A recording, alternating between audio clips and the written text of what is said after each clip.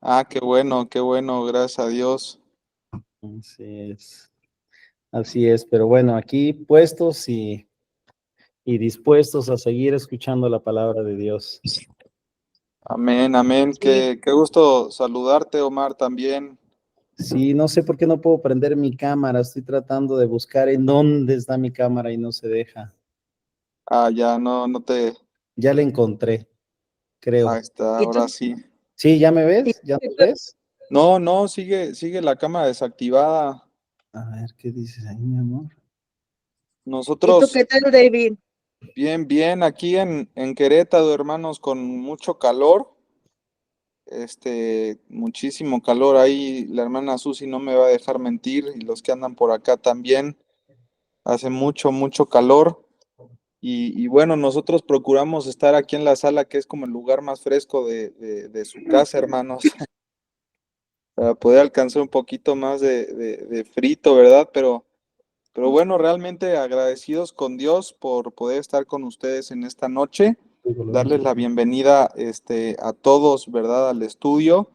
Y como ustedes saben, pues continuamos estudiando este hermoso libro de Hechos, ¿verdad? Le toca al profesor, aquí al maestro Ramón Vázquez, ¿verdad? Está con nosotros, es el capítulo 18, del versículo 22 al 28, según entiendo, mi querido Ramón. ¿Cómo estás? Ay, Buenas noches, pastor. Buenas noches a todos. Dios los bendiga. Gusto en estar con ustedes. Feliz a la orden. Amén, Gracias a Dios. amén, amigo. buenas Pues noches. Buenas noches, Ramón. muchas gracias por estar con nosotros, Ramón, y siempre con ese corazón dispuesto, ¿verdad? De compartir la palabra.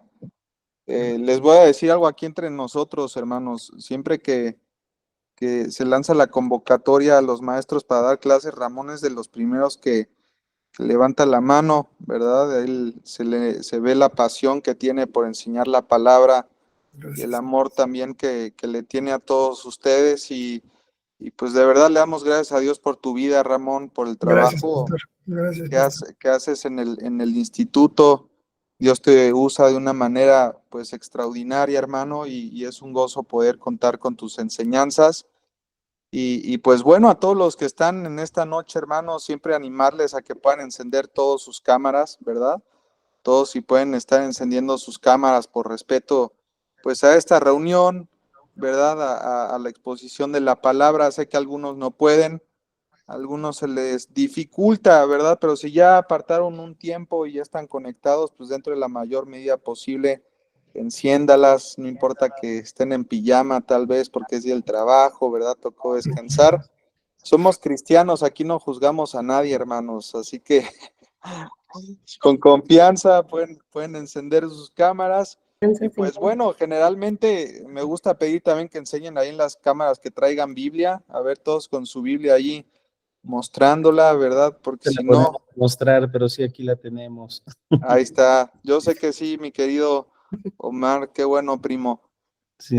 Y a ver la libreta también, si no, donde apuntan, ándale. Y a ver las plumas, si no es el puro amague, ¿verdad? Ahí están también las plumas, qué bueno. Pues hay que aprovechar el tiempo, hermanos, ¿verdad? Tratemos de poner toda la atención posible.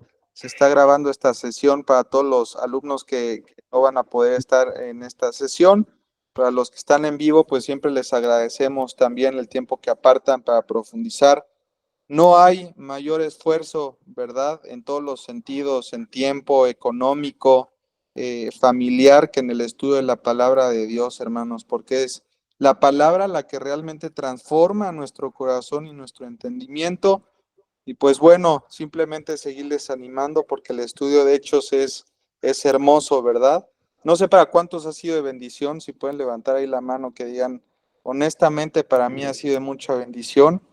Qué bueno, gracias a Dios. Pues vamos a hacer una oración, ya son las 8:05.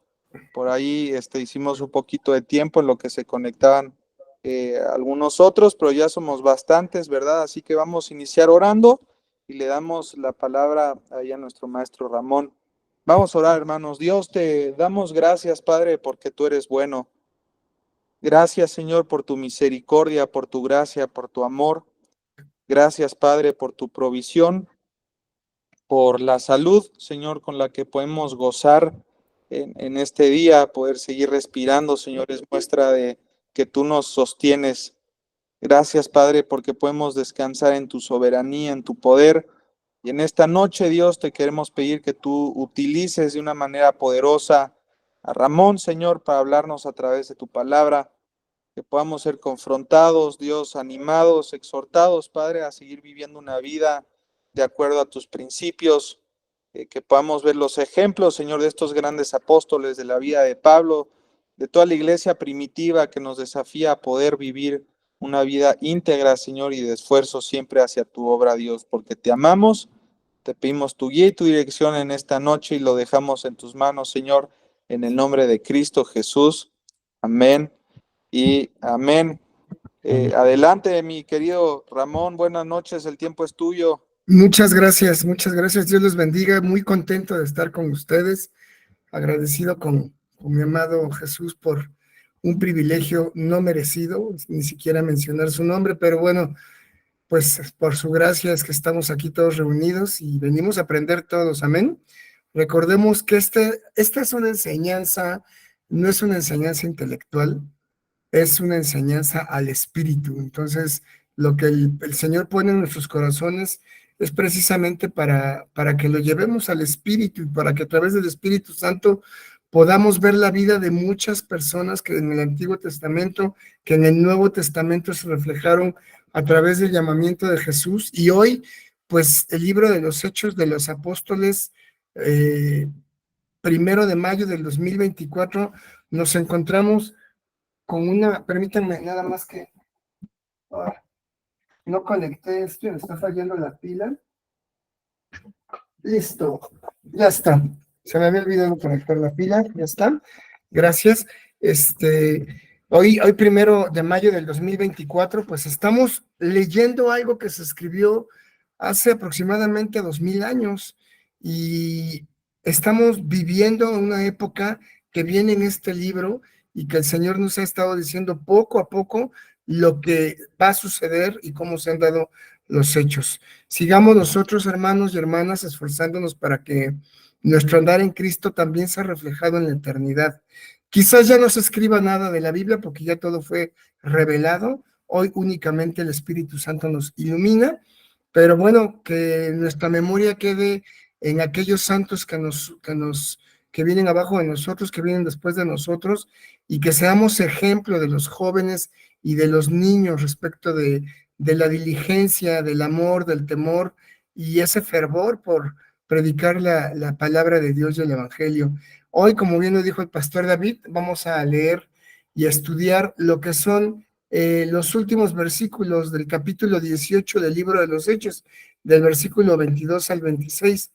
Sin embargo, me es necesario invadir un poco los versículos del 1 al 21 para poder entender la reseña que se dio la semana pasada con el maestro de la palabra que tuvo a bien hablar de los primeros 21 versículos. Y me embarga hacerlo porque tenemos que volver a retomar el punto desde el cual se está hablando. Ya esto va a ser mucho más rápido, derivado de que ya lo vieron. Me queda claro que ustedes, después de que tienen estas sesiones, se quedan con la información, la analizan personalmente en casa, ya con mucha más calma, y entonces es que el Señor empieza a hablar y a replicar en nuestros corazones respecto de ese llamado. Y quiero empezar precisamente con el versículo 1 del capítulo 18. Me voy a seguir de una manera rápida, si me lo permiten, para que vayamos analizando cada uno de estos puntos para llegar a lo que el Espíritu Santo nos quiere decir el día de hoy. Y dice la palabra en el versículo 18, capítulo 1, que después de todo lo que sucedió en el versículo 16 y 17, Pablo sale de Atenas y viaja a Corinto. Estamos hablando aproximadamente de 100 kilómetros en los que hubo un recorrido que nos queda claro que durante esos 100 kilómetros por donde Pablo pasaba predicaba el evangelio. Y halló a un judío llamado Aquila, natural de Ponto, recién venido de Italia, con Priscila su mujer, por cuanto Claudio había mandado que todos los judíos salieran de Roma, que se fuesen de Roma. Entonces, hablamos de Priscila como una mujer que ya lo saben ustedes mejor que yo, una mujer cuyo nombre se reduce a Prisca, que quiere decir que era de una familia política muy importante en Roma. Conoce a Aquila, un hombre judío, y ellos dos ya conocían del evangelio también, y nos damos cuenta porque hablando de ellos se identifican a dos hombres que era necesario, a una pareja que era necesario abandonaran Roma. ¿Por qué? Porque era un edicto del emperador Claudio. Esto fue en el año 49 después de Cristo. Conocen a Pablo y se hacen amigos y lo siguen a Éfeso. El decir aquí que se hacen amigos, y yo te lo quiero preguntar a ti, cuando tú conoces a una persona en el mundo, en el trabajo, por ejemplo, para que tú lo llames amigo, necesita tener una característica muy específica. Esta característica es que sea hijo o hija de Dios. Es decir, nosotros andamos en el mundo, pero no somos del mundo.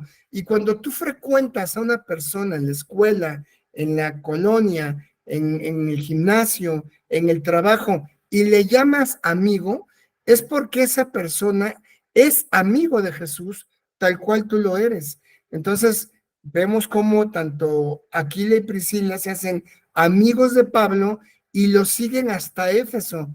Aparte de esto, ellos tenían una característica, eran fabricantes de tiendas. Era una de las formaciones rabínicas necesarias que exigían en el judaísmo. Es decir, un rabino no vivía de las enseñanzas que daba. No es como ahora algunos falsos maestros, y en la época de Pablo también, que daban algunas enseñanzas bíblicas o teológicas, y abro comillas, y que cobraban alguna cantidad. No, un verdadero rabino debía de tener una profesión o un oficio, mejor dicho, para poder sostenerse en sus gastos personales y continuar con las enseñanzas. Ellos hacían esta misma actividad. Y aquí dice el versículo 4 que Pablo discutía en la sinagoga en los días de reposo. ¿Y cuál era la función de Pablo? Era persuadir a los judíos y a los griegos respecto de la verdad. Al igual que Jesús, hermanos, si vemos en los evangelios, Jesús el día de reposo iba a la sinagoga y exponía la verdad que viene en el Antiguo Testamento, que viene en el Tanaj. No hablaba sino de lo que decía el Espíritu Santo respecto de él, para que entonces ellos pudieran entender lo que se estaba diciendo de Jesús. De igual manera, Pablo, cuando entraba en las sinagogas, que conocía a la perfección el Antiguo Testamento, siendo educado a los pies de Gamaliel, uno de los más grandes maestros rabinos en aquella época, pues él entraba en las sinagogas y persuadía. Es importante esta palabra persuadir, porque no quiere decir que los esté obligando, sino que por el amor, capítulo 9 del libro de Romanos hasta el 11, habla del amor que Pablo tiene por sus hermanos judíos que no conocen a Jesús, y que él dice, prefiero yo ser anatema, pero que mis hermanos conozcan a Cristo.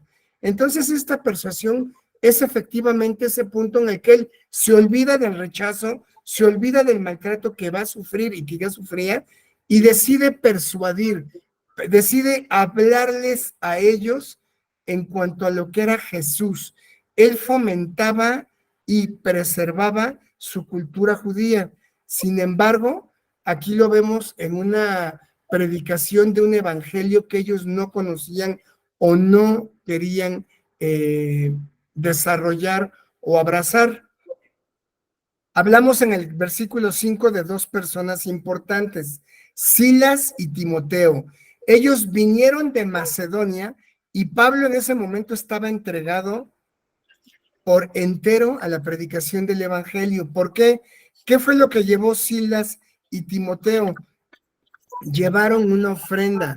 Para que estemos un poquito más ciertos de lo que digo, cuando tengas oportunidad, léete lo que dice Filipenses capítulo 4, versículo 15, en el que se habla de que llegaron con Pablo y le dan una ofrenda. En el momento en el que ellos le dan una ofrenda, en ese momento automáticamente nos encontramos con que el oficio de Pablo ha quedado completamente liberado y Pablo ya no tiene que pedir o que trabajar para predicar el evangelio.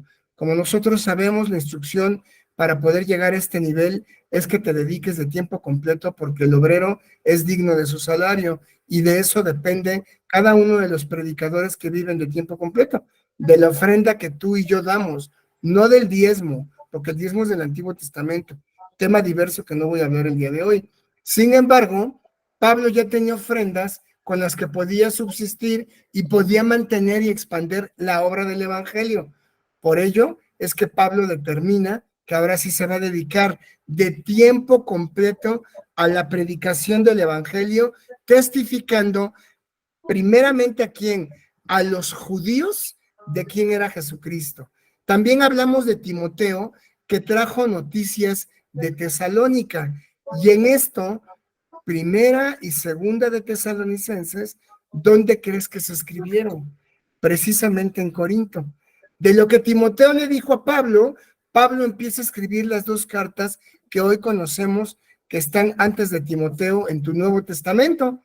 Y en cada ciudad que Pablo visitaba, lo que buscaba era establecer iglesias. Acá hay algo muy importante en el libro de los Hechos, hermanos, que yo los quiero invitar a que hagan este ejercicio. Si se dan cuenta en los estudios que yo he tenido el privilegio de llevar a cabo en el nombre de Jesús con ustedes, siempre relacionamos el libro de los Hechos con las 13 cartas epistolares. ¿Por qué? Porque el libro de los Hechos viene a ser ese tronco que se ramifica y del cual surgen 13 documentos escritos que tú y yo tenemos en nuestros 29 libros del Nuevo Testamento. Entonces, ¿cómo podemos hacer este ejercicio? Es muy sencillo. Conforme vas leyendo el libro de los Hechos y te vas encontrando en algunas ciudades en las que él se detuvo, si te vas a las cartas paulinas, te vas a encontrar con la época y la fecha en la que se escribió el libro del cual estamos hablando, precisamente Filipenses y primera y segunda de Tesalonicenses. Ahora, vemos que hubo muchos que se opusieron a la predicación del evangelio y aquí Pablo se sacude sus vestidos y dice, vuestra sangre sea sobre su propia cabeza.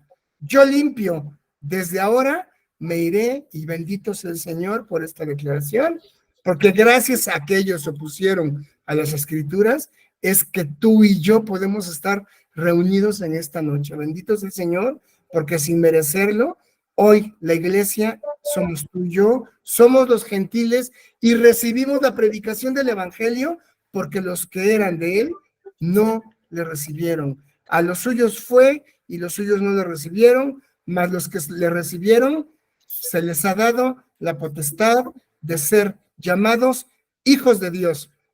Capítulo 1 del libro de San Juan, versículo 12. Ahora dice que sacudiendo sus vestidos es un símbolo judío muy común que significa rechazo. Y cuando les dice que la sangre, que su sangre sea sobre su cabeza, habla de varios tipos de responsabilidades. Primero que nada, habla de la responsabilidad como individuo y con la responsabilidad colectiva de vigilar. Ezequiel capítulo 3, versículo 16.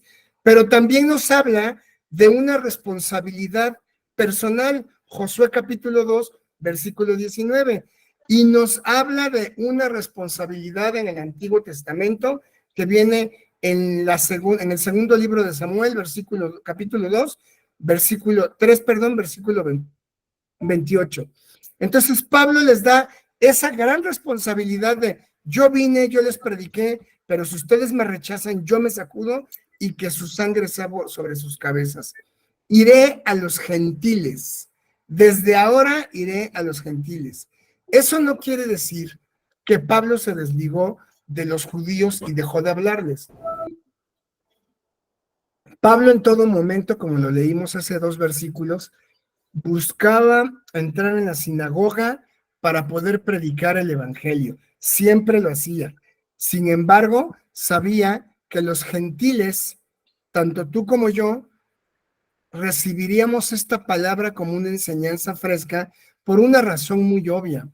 Para los judíos, Jesucristo no era el Hijo de Dios. Razones las conocemos todos. Sabemos que quien llevó a la cruz a nuestro amado Jesús no fue el gobierno romano, sino fue una religión llamada judaísmo, de la cual ellos se tomaron para presionar al Kaiser y que Jesucristo fuera ejecutado, porque ellos decían a Poncio Pilato, si tú no lo crucificas, amigo eres de él y el César se va a enterar de esto. Entonces, quienes presionaron realmente para la muerte de Jesús fue la religión, esa religión que tú y yo no tenemos y que nunca tuvimos. Nosotros no tuvimos un mandamiento como amarás a Jehová tu Dios con todo tu corazón, con todas tus fuerzas, con toda tu alma y con todas tus fuerzas. No era para nosotros en ese tiempo. Entonces, recibir una palabra de un redentor, de un salvador, de alguien propicio, un sustituto, alguien que iba a llevar todos nuestros pecados a la cruz, que los llevó, que murió, que derramó toda su sangre y que por seguirle obtendríamos el perdón de pecados y la vida eterna, para nosotros fue un gran notición. Perdón por el término, fue algo maravilloso, porque entonces todos los gentiles recibíamos la palabra y la seguimos recibiendo con amor, con gratitud y con arrepentimiento, cosa que los judíos no hacían. De ahí me voy a saltar al versículo 9 y vemos cómo hay un hombre desde el versículo 8 que se llamaba Crispo, y Crispo era un gobernante líder que estaba en una de las sinagogas, y Crispo creyó en el Señor. Entonces, muchos de Corinto, al ver que Crispo creyó por la predicación de Pablo, creyeron en Jesucristo y eran bautizados. Para Pablo, el ver que el puerto de Corinto se estaba convirtiendo a Cristo fue algo que lo debió de haber atemorizado. ¿Por qué? Razón sencilla. Corinto existía desde mucho antes de que se predicara del Evangelio. Sin embargo, como todos sabemos, históricamente Corinto, la región del puerto natural de Corinto, se opuso al gobierno romano en una ocasión y fue completamente destruido hasta que llegó un nuevo emperador, reedifica Corinto y Corinto vuelve a tomar el liderazgo de la fornicación, del adulterio y del paganismo a través de sus dioses. Era algo válido porque se hablaba de la diosa de la fertilidad, como Diana de los Efesios, por ejemplo, y ellos validaban toda actividad sexual como algo justificable. Entonces, Pablo, al ver que gran parte de ese pueblo, y conocemos la primera y la segunda carta de Corinto, la única iglesia que tenía todos los dones concentrados ahí. Sin embargo, si ponemos atención en la lectura también de estas dos cartas paulinas, nos damos cuenta de que abusaban de los dones y nos damos cuenta de que abusaban del pecado, pensando que si abundaban en el pecado, pues había gracia. Lo recuerdas muy bien. Entonces Pablo tenía miedo y el Señor, bendito sea Él, le dice: no temas, sino habla y no calles.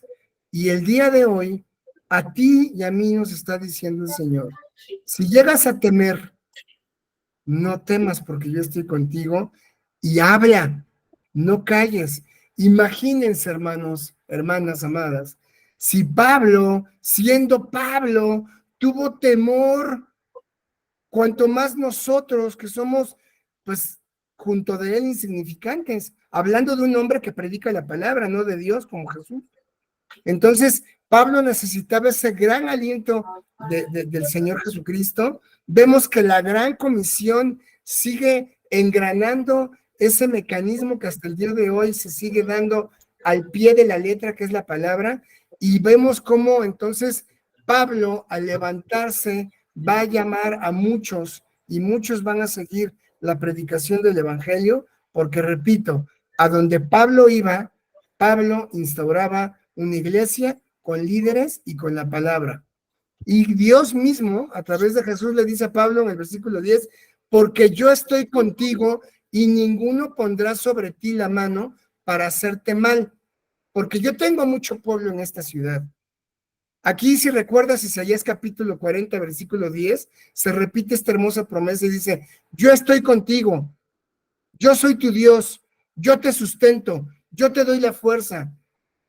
Dios le dice a Pablo, con denuedo habla de mí y yo te daré el vigor y la sagacidad para que sigas predicando el evangelio, porque aquí en esta ciudad mucho pueblo es mío, le dice el Señor.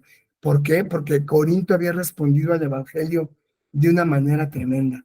Pablo, yo creo que no se había dado cuenta, no había visualizado la profundidad de cuánta gente había creído en la predicación del evangelio y por eso llegó a tener ese temor. Estuvo 1 año con 6 meses enseñando la palabra de Dios, pero como siempre, el enemigo va a poner a alguien que se levanta y que persiga a los predicadores y hasta el día de hoy también. Entonces, hay un hombre llamado Galión, que es el procónsul de Acaya, y los judíos se levantaron de común acuerdo contra Pablo y lo llevaron al tribunal. ¿Qué es un tribunal? Para empezar, hablemos de la palabra griega bema, que quiere decir paso o pasar, y es el asiento o la plataforma en la que se imparte la justicia.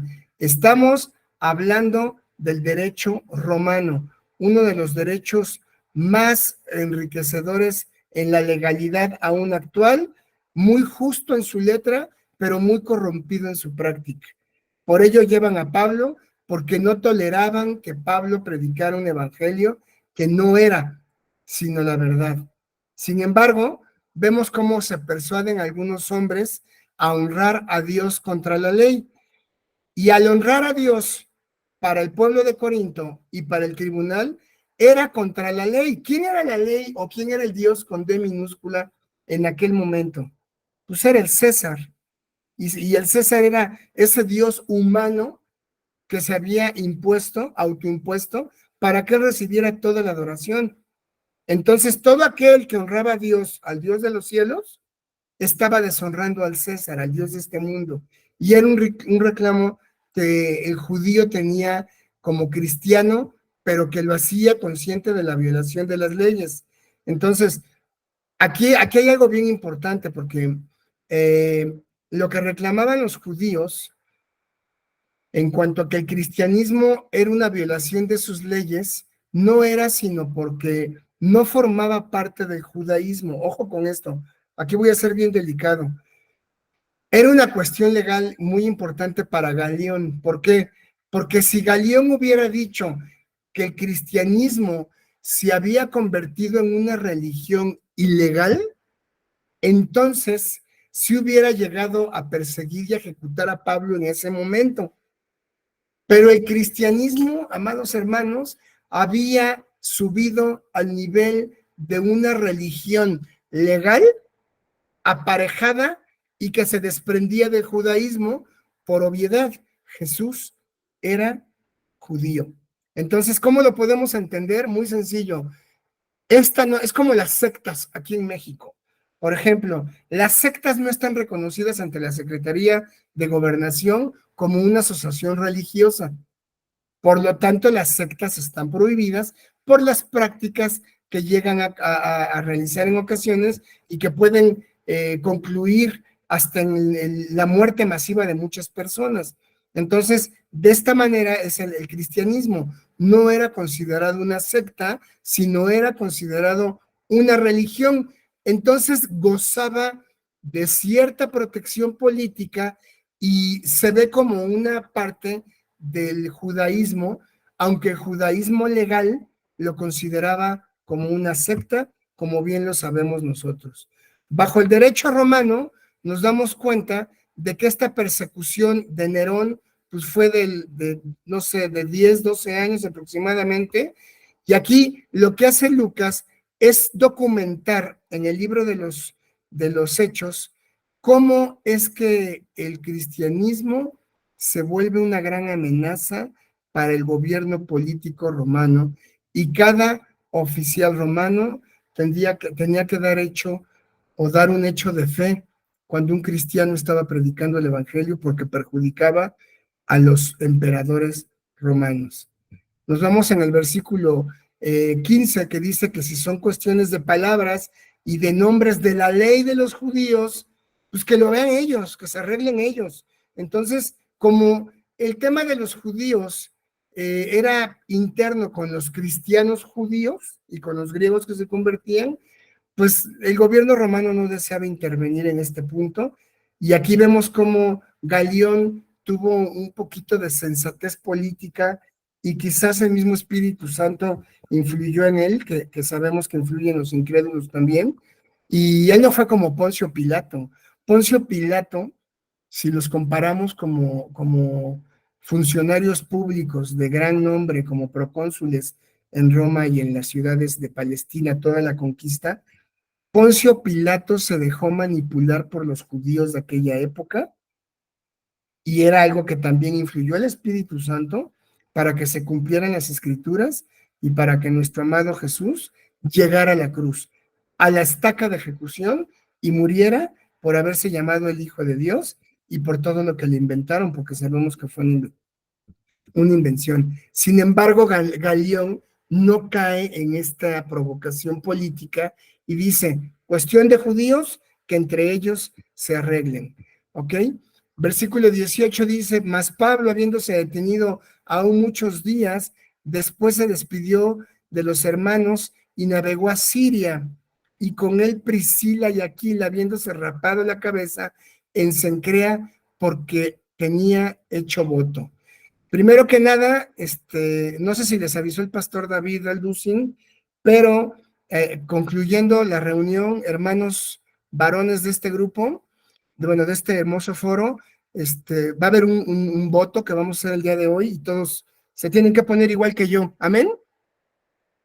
Amén. Hoy muchos amén. 2. ¿Qué es el voto nazareo? Sabemos que el voto nazareo viene en el capítulo 6 del libro de Números, del versículo 1 al 21, y Pablo repite como buen judío el voto nazareo del versículo 21, del capítulo 21 y en el 24. Era un corte de pelo o era afeitarse la cabeza, y se daba tanto al inicio del voto como a la terminación del mismo. En varias partes del Nuevo Testamento se habla de el voto nazareo a través de afeitar la cabeza. Vemos que llega a Éfeso, y en Éfeso no vuelve a perder la oportunidad de hablar con quién, con los judíos. Repito, Pablo no quiere decir que se haya desprendido de las sinagogas y que haya dicho, yo no voy a predicarle allá a los judíos, no. A donde él iba buscaba una sinagoga y les predicaba el evangelio, pero ya su llamado, él lo había determinado para predicarle a los gentiles. En el versículo 21 vemos que, bueno, desde en Éfeso se nota cómo le rogaban que se quedara mucho tiempo. Él no accede, sino que se despide diciendo, es necesario que yo guarde en Jerusalén la fiesta que viene, pero otra vez volveré a ustedes, y si Dios quiere, y entonces se va de Éfeso. Pablo tenía muy claro que su vida estaba en las manos de Dios, no en las suyas, que el destino que Dios había puesto en él era algo que, aunque Pablo hiciera lo que hiciera, lo iba a cumplir en el llamamiento que se le dio. Ejemplos tenemos, y voy a ocupar como ejemplo a Jonás. Si tú lees el libro del profeta menor Jonás, te vas a dar cuenta de que en toda la reseña Jonás se rehusó a hacer la voluntad de ir a predicar a Nínive. Sin embargo, los acontecimientos sobre los cuales Dios influyó para que Jonás predicara en Nínive, son acontecimientos irrefutables en la historia. 100 años después, Nínive es destruido, Amos lo confirma, pero Jonás en todo este tiempo estuvo huyendo de Dios y no quiso predicar la palabra de arrepentimiento, y Dios lo llevó a ese ministerio tan hermoso, aunque estuviera en contra de la voluntad de Jonás. Lo que les quiero decir es que cualquiera de nosotros, cuando Dios ha fijado sus ojos en ti para un llamamiento, para una obra, para un servicio o algo así, que tenga que ver con la obra de Dios, con su reino aquí en la tierra, pues hermano, lo mejor es que atendamos al llamado, porque el Señor va a usar los instrumentos que Él tiene y su soberanía para que nosotros le sirvamos, porque Él nos escogió de lo más vil y menospreciado, para que humillemos a los sabios, a los fuertes y a los poderosos. Pablo sabía perfectamente todo esto, sabía que estaba en las manos de Dios, sabía que desde el punto de vista divino, Pablo tenía que hacer lo que Dios le dijera, y entonces se va a regresar a Jerusalén y deja en Éfeso un campamento que va a ser parte del tercer viaje misionero del que estamos hablando. Al finalizar este versículo 21 y empezar el versículo 22, estamos viendo que Pablo narra su llegada a Cesarea o Palestina y de una visita que tuvo en Jerusalén. Aquí estamos hablando de una expresión teológica porque posteriormente se habla de Antioquía de Siria, ¿ok? Estamos hablando de Antioquía de Siria. Y Pablo lo que hace es ir a estos lugares porque le era necesario confirmar su voto nazareo en Jerusalén. Aquí Lucas nos está exponiendo un diario no nos está exponiendo, perdón, un diario exhaustivo. Es decir, Lucas como hermeneuta, como un estudioso de la hermenéutica, en el libro de los Hechos y en el libro de Lucas primeramente, Lucas lo que está haciendo es que no es una exposición de un diario narrativo, sino que prácticamente es el itinerario de viaje y en algunos puntos él está saltando algunas situaciones que no consideró necesarias bajo el liderazgo del Espíritu Santo y se salta de un evento teológico a otro buscando que Hechos no se convierta en una historiografía, que no se haga algo históricamente cabal como lo dijo él, sino que no es algo moderno que tengamos que abrazar y entender así, sino que es una narración histórica. Recuerda que una de las características de este libro de los Hechos es que es histórico. Desde mi punto de vista también es doctrinal, muy humilde mi punto de vista, pero también encontramos doctrina en ello. Entonces, terminamos el versículo 22 y con ello terminamos el segundo viaje misionero de Pablo. Vamos al tercer viaje misionero de Pablo, versículo 23. Después de estar allí algún tiempo, salió recorriendo por orden la región de Galacia y de Frigia y confirmando a todos los discípulos. Empezamos el tercer viaje del misionero de Pablo. La palabra, la frase provincia de Galacia sigue siendo un centro controversial de problemas entre los teólogos, si esto se refiere a que al decir provincia de Galacia es un centro con divisiones raciales políticas entre judíos y griegos, por ser una zona ubicada en el centro de la Turquía moderna. Adicional a ello, sumemos que la región de Frigia se menciona una vez en el libro de los Hechos, capítulo 2, versículo 10, y algunos de los que estuvieron en Hechos, capítulo 2, ¿recuerdas? Pentecostés, venían de esta zona de Frigia. Entonces, era natural que a Pablo se le prohibiera predicar en esta zona. Esto lo encontramos en Hechos, capítulo 16, versículo 6. ¿Por qué? Porque muchos de los que estuvieron de Frigia en ese acontecimiento de Pentecostés regresan a Frigia predicando un evangelio con un Espíritu Santo. Entonces, la gente de Frigia que sabía que se hablaba de alguien del camino llamado Jesús de Nazaret, o que eran los nazarenos, o que eran los del camino, o que eran los cristianos, pues era un tiempo en el que necesitaban precisamente rechazar lo que se estaba fortaleciendo a través de la predicación del evangelio en Pablo y sus discípulos. El enfoque principal que Pablo tiene en este viaje era dar una confirmación, una enseñanza, una instrucción y una completa definición de la aplicación de lo que se tenía que continuar haciendo como líderes de iglesias, de pequeñas iglesias en aquellos lugares. Ahora, ya lo hemos mencionado. Iglesia no quiere decir en aquella época que eran las congregaciones como la que tú asistes el día de hoy.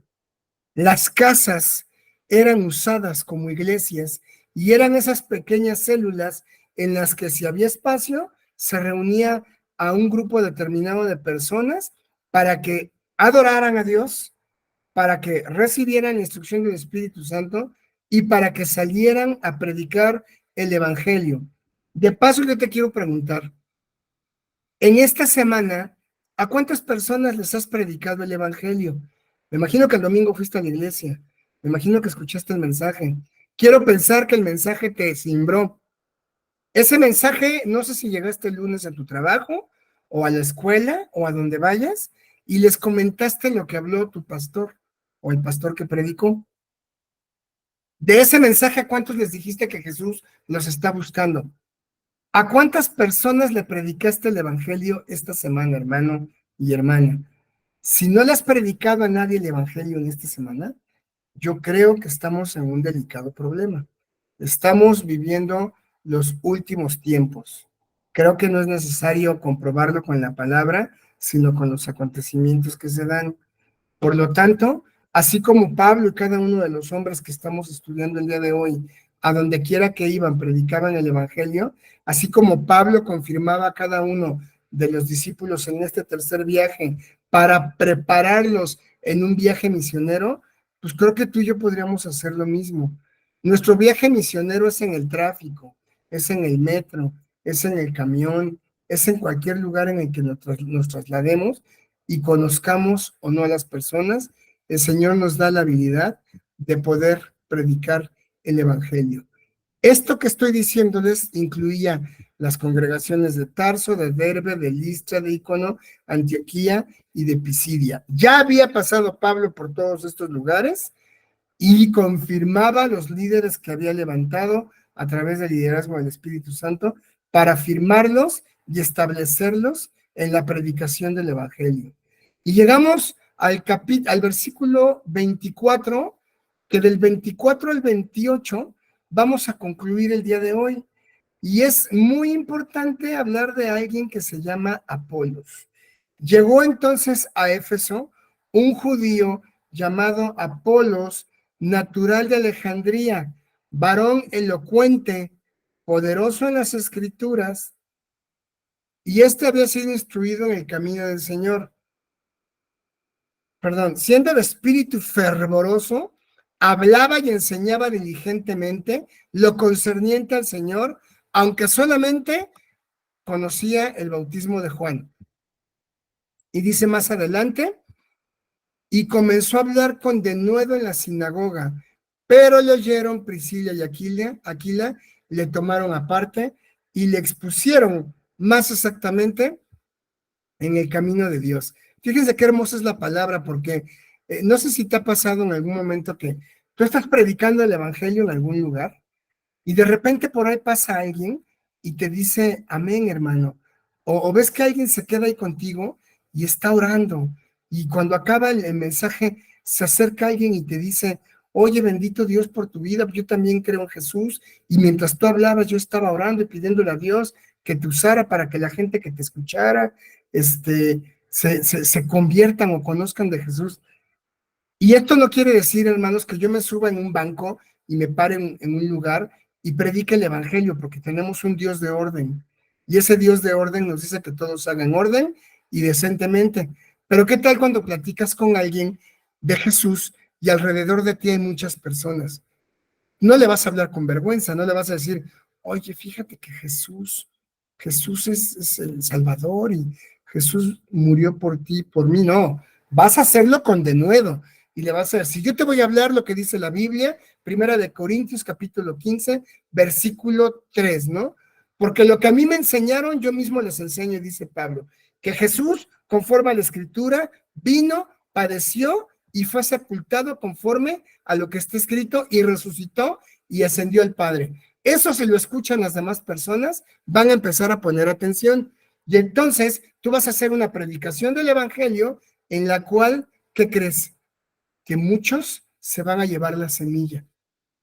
Entonces, es muy bello cuando tú estás hablando con alguien del Evangelio y se acerca otra personita, es más, hasta te ayuda.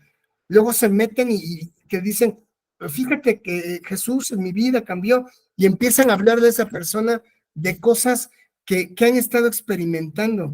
Eso le pasó a Pablo. Llegó a Éfeso y había un judío llamado Apolos, que era un varón elocuente. ¿De dónde venía Apolos? Bueno, pues nada más era de Alejandría, ¿no?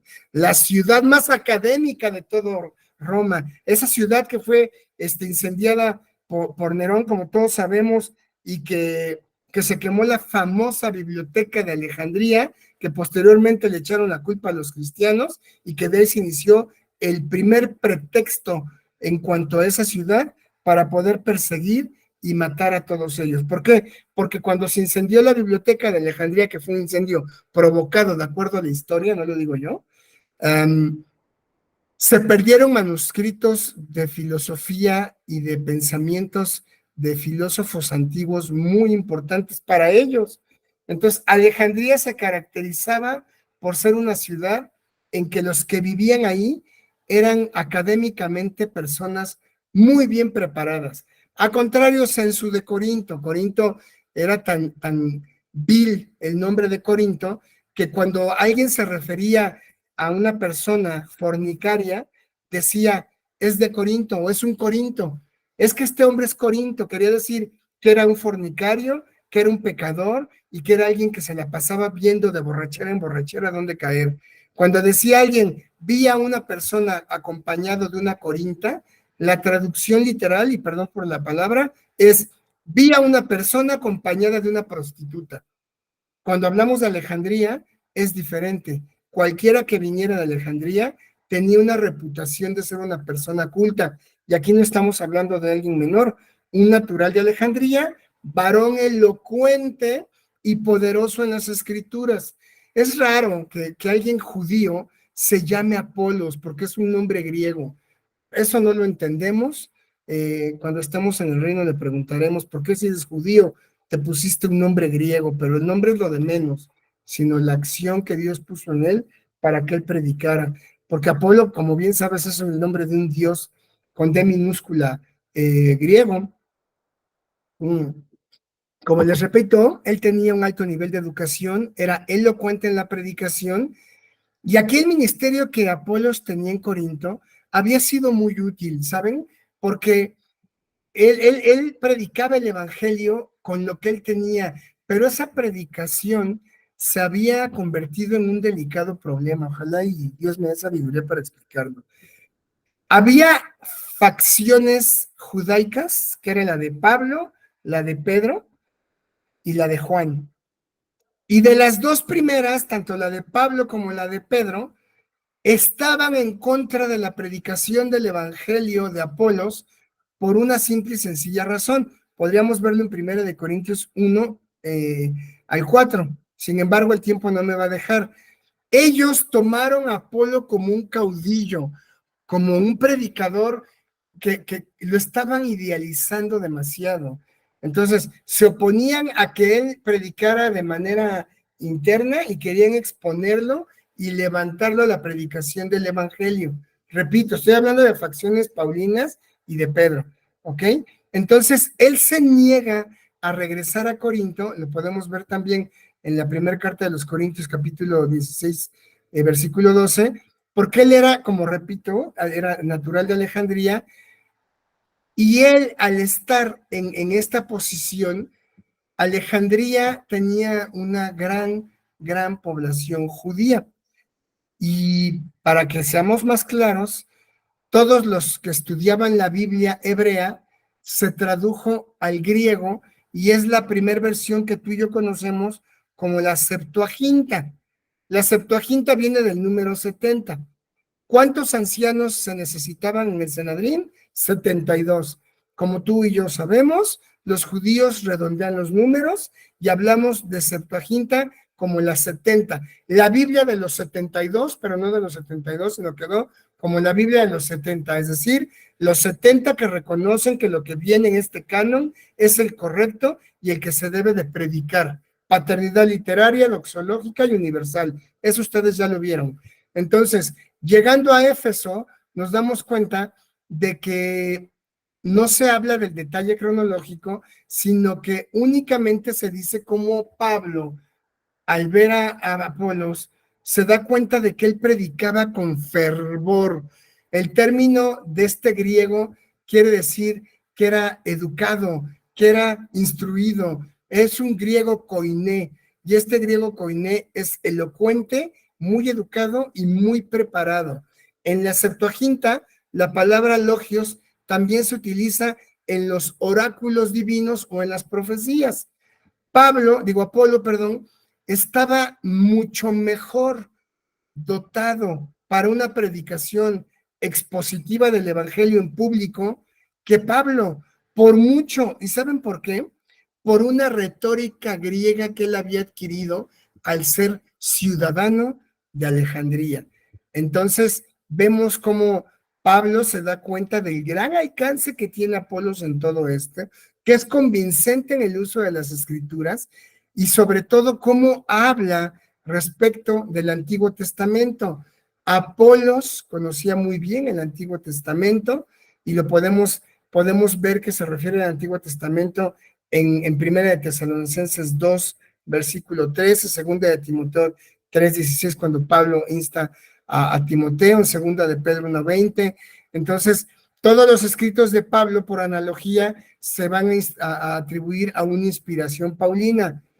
Pero Apolos conocía bien el Antiguo Testamento y por eso se escucha la palabra dunatos, que quiere decir poderoso en palabra.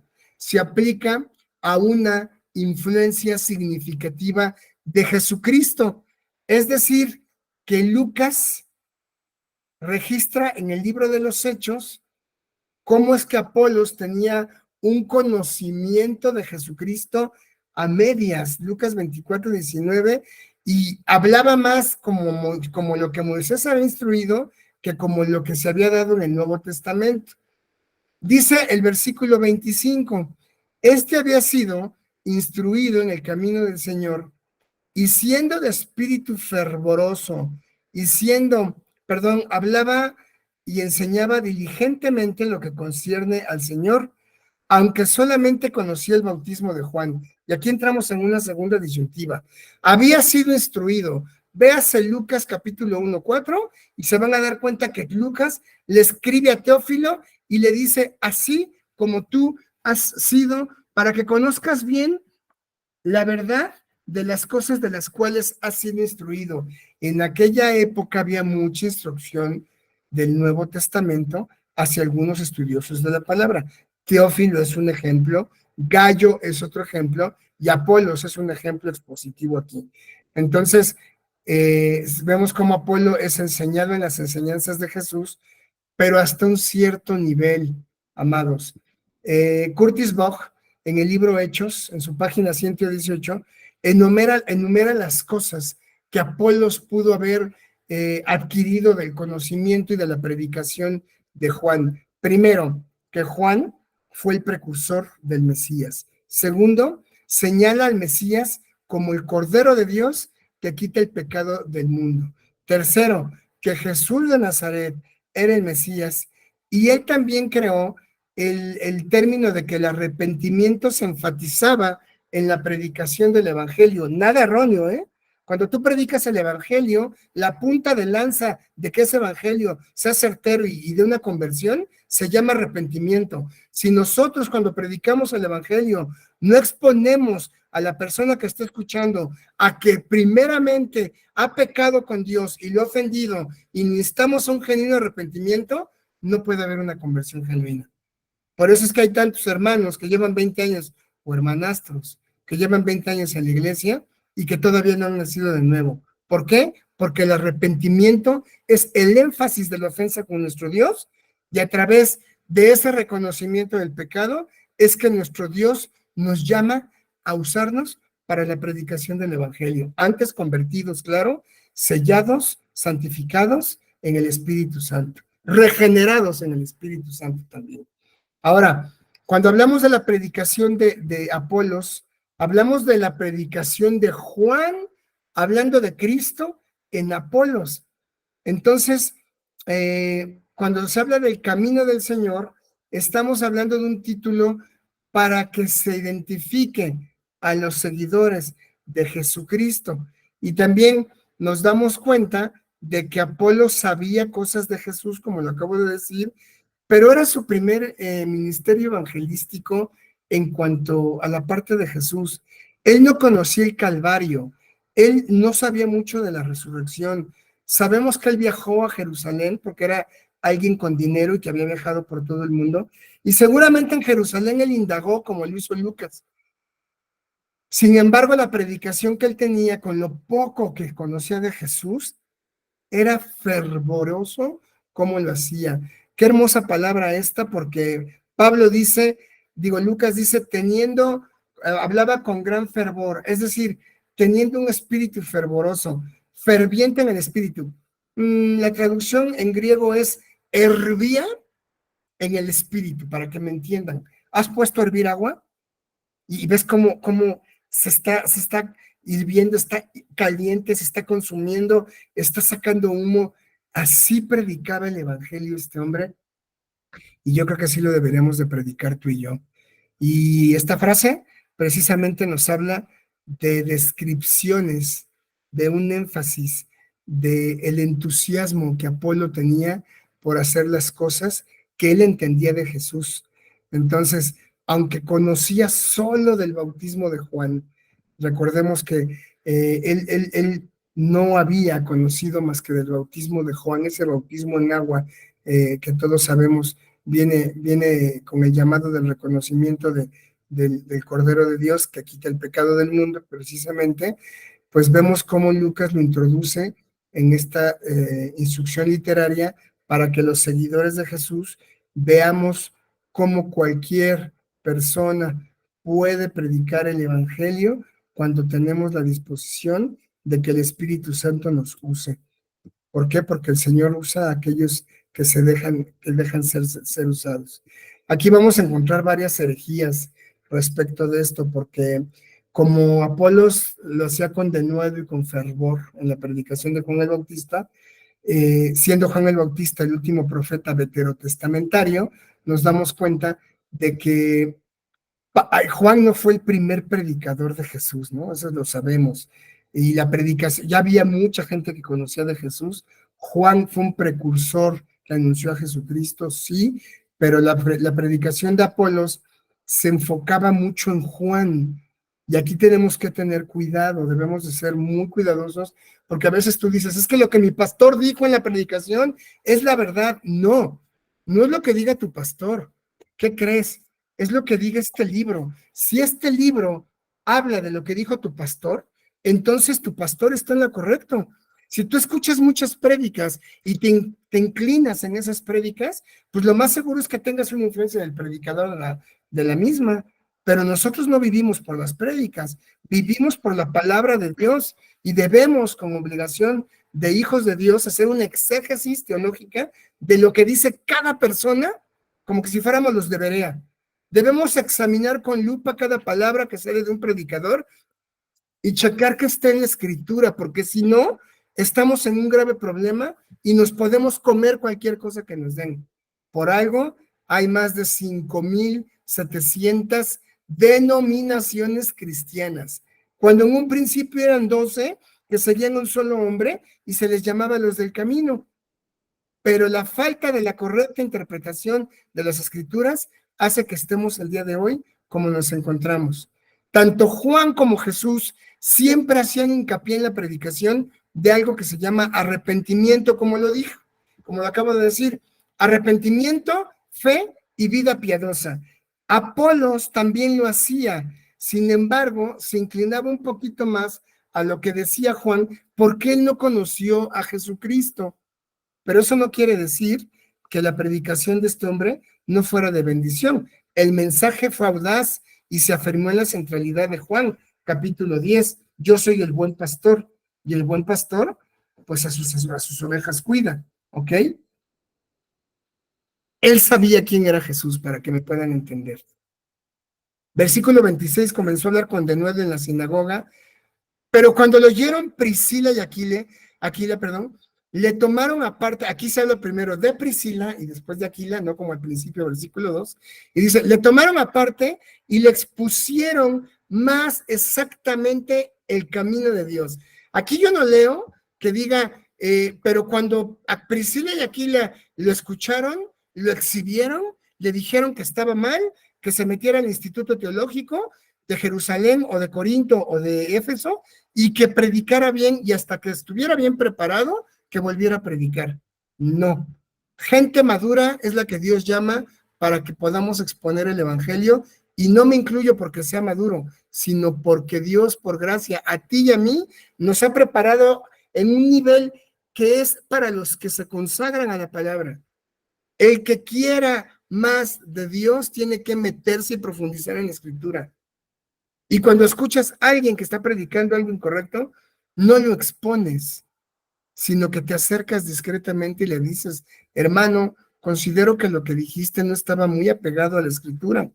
Yo te exhorto a que si gustas lo estudiemos juntos y para tu próxima exposición lo hagas con más temor de Dios, con puntualidad en la escritura y con gozo porque Dios te escogió para predicar el evangelio. Qué diferente, ¿no? Pero nos encontramos en las iglesias con que ahora todos son mejores para predicar que el que está al frente.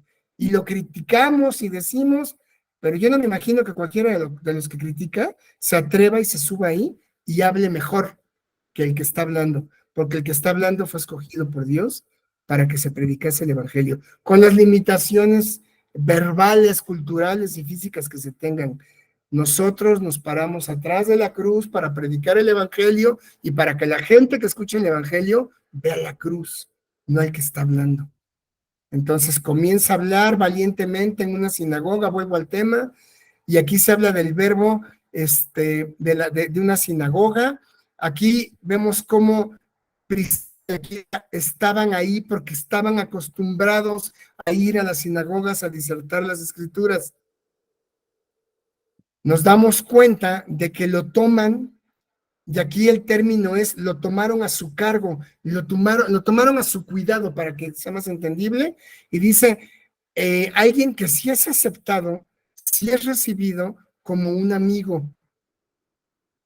No se especifica a dónde lo llevaron, no sabemos si lo jalaron a un rincón, no sabemos si lo invitaron a cenar y le dijeron, no sabemos si lo llevaron a su casa, pero sí es seguro que lo llevaron en privado y que hablaron con él explicándole con mayor precisión lo que es la escritura.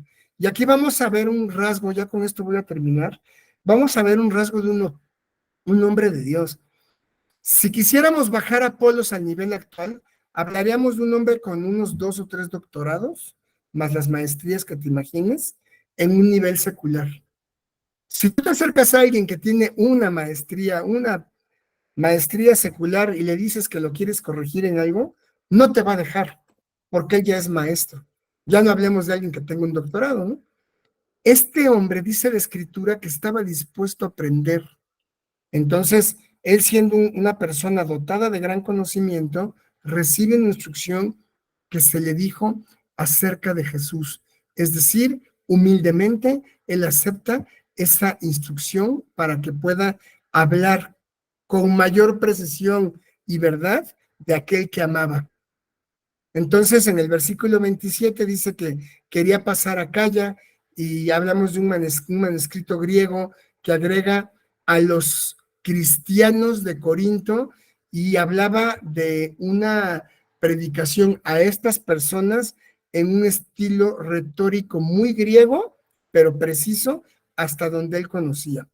Versículo 27, ¿no? Dice, y queriendo él pasar a Acaya, los hermanos le animaron y escribieron a los discípulos que le recibieron, y que llegado allá fue de gran provecho a los que por la gracia a los que por la gracia sí habían creído. Aquí la carta de recomendación es muy importante, porque en aquel entonces, como el día de hoy, te puede llegar cualquier persona con un diploma de algún instituto bíblico y te dice que es pastor y que lo dejes predicar.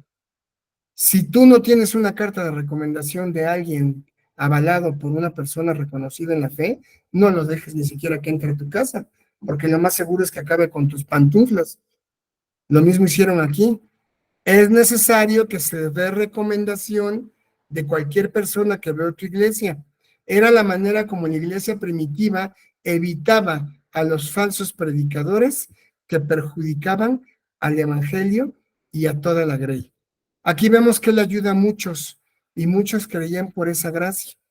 Y el 28, para concluir, dice que con gran vehemencia refutaba públicamente a los judíos, demostrando por las escrituras que Jesús era el Cristo. Apolo fue de gran bendición, fue considerado más como un discipulador que como un evangelista. Usó el Antiguo Testamento de la misma manera que lo hizo Pedro, de la misma manera que lo hizo Esteban y de la misma manera que lo hizo Pablo. Pero hablaba del Antiguo Testamento demostrando que Jesús era el Mesías.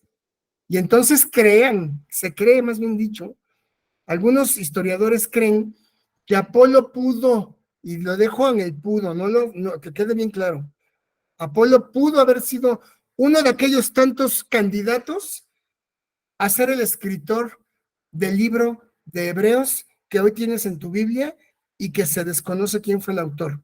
Algunos se lo inclinan a Pablo, obviamente, algunos otros a otras personas, entre ellos estos candidatos se encuentra Apolos también. Y con esto, amada iglesia, concluimos el estudio del libro de Hechos en el capítulo 18, del 22 al 24, y espero haya sido claro clara la exposición, que no fue mía, fue del Señor, y les agradezco mucho que me hayan permitido entrar en sus hogares, en sus cámaras, y no sé si haya alguna duda o comentario que quieran hacer. Con gusto levantamos la mano y hasta las 3 de la mañana podemos quedarnos. Más tarde ya no puedo porque mañana trabajo, gracias. Veo a Leticia Torres. Hermana, buenas noches, ¿cómo estás?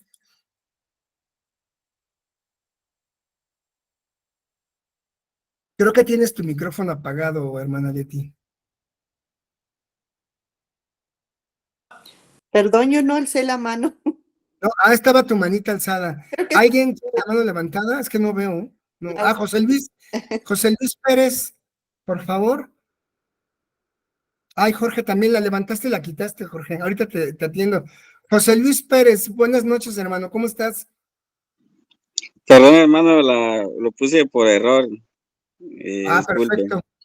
A ver, alejen sus manitas del teclado. Jorge, ¿tú también la pusiste por error, Jorge Márquez? Tienes tu micrófono apagado, George.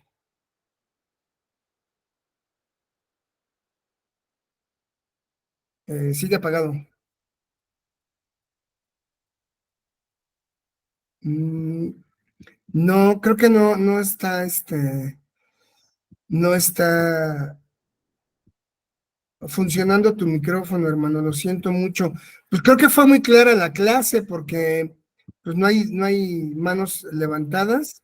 Eso, quiere decir que pues el Señor nos amplió mucho el entendimiento. No es malo preguntar, al contrario, a mí me gusta mucho que pregunten, pero siendo así, pues vamos a terminar con la oración. Les doy, mira, Yasmín Morales. Hola, Yas, buenas noches, ¿cómo estás? Hola, pastor, ¿cómo está? Buenas Usted mencionó, buenas noches. Usted mencionó ahorita entre la clase un libro. No sé si me lo pueda pasar el nombre por mi WhatsApp, por mi privado. No se preocupen, les voy a mandar la clase. Este documento se los voy a mandar en formato PDF. Les voy a pedir una disculpa porque es un formato muy cuadrado con el que yo he trabajado durante mucho tiempo, pero para mí se me hace muy didáctico poner de este lado la palabra y de este el significado. Ahí viene el nombre de Hechos y Bauch, el autor que les comentaba, ahí lo va a encontrar, pero les mando el documento a través de Alejandra y pues bueno, espero que con eso sea más que suficiente. Amén. Sí, pastor. Les agradezco Amén. mucho. No sé si alguien quiera de los hermanos cerrar esta noche con una oración, que levante la mano. Ok, José Luis, por favor. Veo que levantaste la mano inmediatamente y te doy gracias por ello.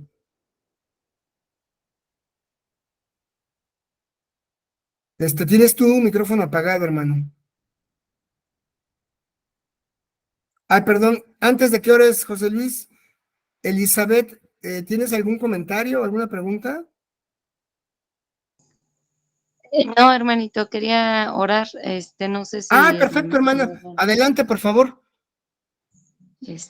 Bendito eres, Padre Celestial, nuestro Dios amado, gracias te damos por la presencia de nuestro Maestro, por la presencia de nuestro pastor Ramón, que nos permites aprender de tu palabra por medio de sus labios. Sabemos que es utilizado por medio de tu Espíritu Santo.